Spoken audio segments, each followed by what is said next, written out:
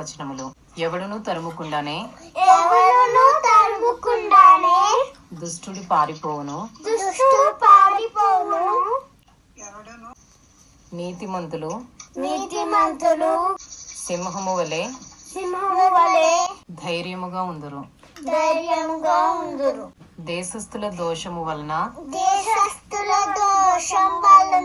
దాని అధికారులు అనేకులగుదురు. బుద్ధి జ్ఞానములు గలవారి చేత దాని అధికారము స్థిరపరచబడును.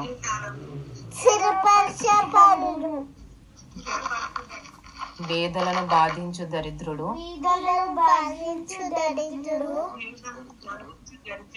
ఆహార వస్తువులను